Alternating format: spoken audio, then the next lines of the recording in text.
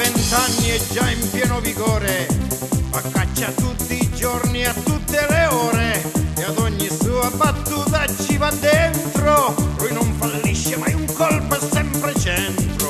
L'uomo a 30 anni un colpo non lo sbaglia e tutti i giorni sembra quasi una mitraglia. Fa caccia grossa in molte occasioni, di tanto in tanto spara pure a pallettoni.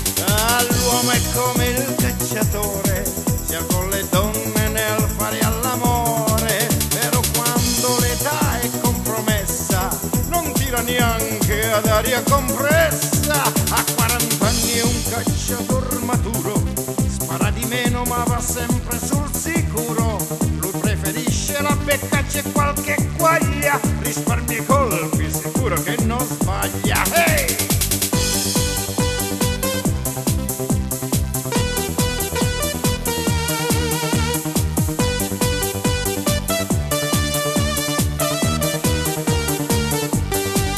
A 50 già la polvere bagnata, tira ogni tanto qualche schioppettata. La mano sua è un po' indecisa e non sicura, e non di rado rischia la brutta figura. A 60 anni lui vuol fare il giovanotto, però la canna del fucile guarda in sotto. Si sente ancora in forza e balde ardito e non si accorge che il fucile è arrugginito.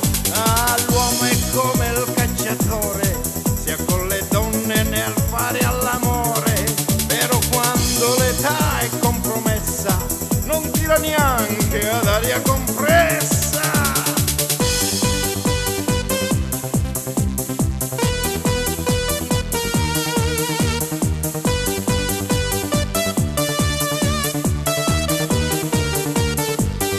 Quando poi arriva intorno alla settantina, ha perso ormai il fiuto della selvaggina.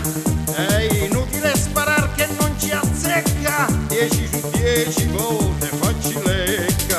Ad 80 anni non ha più palle e cartuccia, fucile e cane li ha già messi bene a cuccia. L'arma è riposta dentro il ripostiglio, non è capace di sparar neanche un coniglio.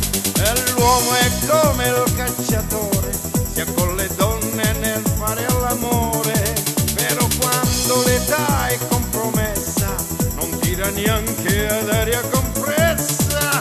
Adesso cerca solo un'arma americana, si chiama Viagra, dice un vero toccasana, ed è convinto di trovar nuovo vigore. Viene colpito invece da un infarto al cuore.